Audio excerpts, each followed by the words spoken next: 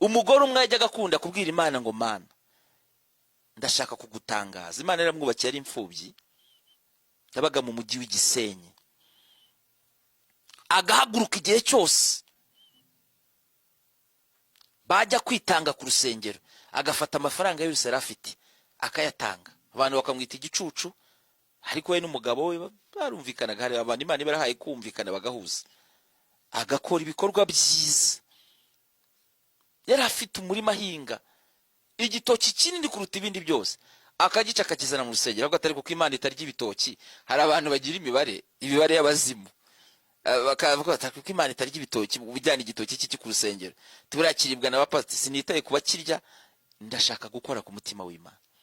Igihe cyose agakora ikintu, gafata mu bitenge bye kimwe cyiza, kakijyana ati mushaka umuntu w'ubukene mu kimwambike, kandi ntimuvuge ko ari njye. Igihe cyose agakora ibikorwa kandi akennye, akorera Imana. Igihe kimwe Imana iramusanga, iramubwira ngo wankoze ku mutima urantangaza, naragukunze. Imana iramubwira ngo ndashaka kukwimurira mu mujyi wa Kigali. Abwira Imana turabizi ko nari ndi imfubyi n'umugabo wanjye ari imfubyi, nta famiye tugira i Kigali, nta nubwo ndahagera.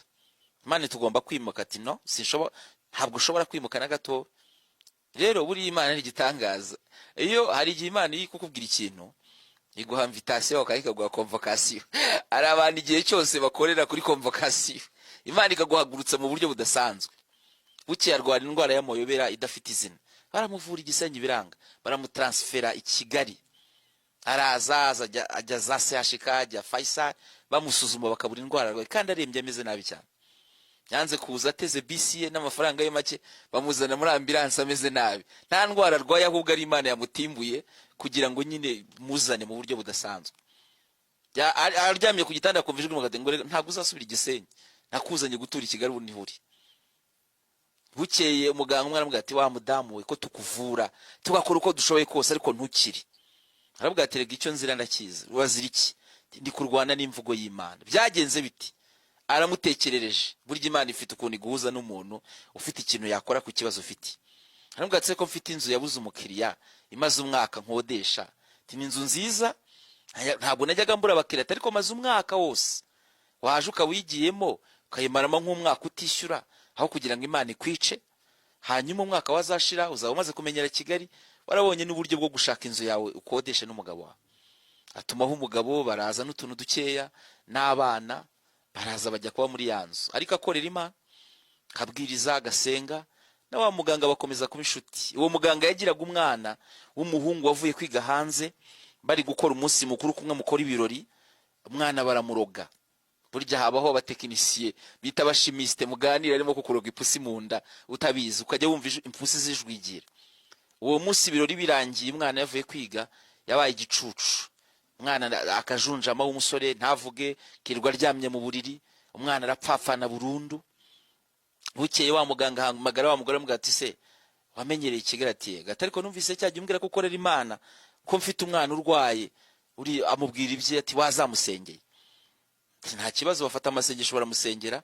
Bukeye wa mudamu Imana imuhishurira ko ibyajunjamisha uwo mwana ni ibintu batabye hagati mu gipangu mu rugo rw'uwo mugore.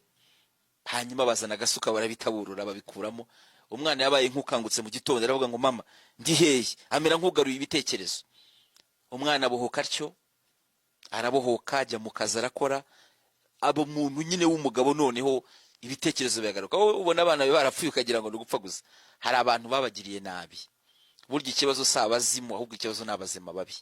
Hari abantu bakorera mu Satani, hari abantu bafite Satani, bafite imyuka y'ikuzimu ikomeye cyane. Hanyuma hashize iminsi umwana amaze guhembuka ameze neza, yaranasengewe, arisigaye ari mu nzu y'Imana, arabatizwa, mera neza cyane. Bukeye wa mudamu aramubwira ati rero nasanze nta kindi kintu naguha, iyo nzu narabahaye kuba mu mwaka umwe muzayijyanire. Abayijyanye ariko kandi zari zanzu zo zirimo ibintu byose, harimo ibitanda, zimwe abantu baza nyine ukodesha, ariko irimo ibintu byose, utubati twiza, amateleviziyo, amazi mu nzu, biki byose, harimo n'amazu noneho hanze akodesha. Imana ni igitangaza cyane. Iyo wumviye Imana, Imana iragutangaza. Hari igihe cyo gutangarira Imana, wajya wicara ukavuga ati ni njyewe n'undi muntu. Imana ihabwa icyubahiro.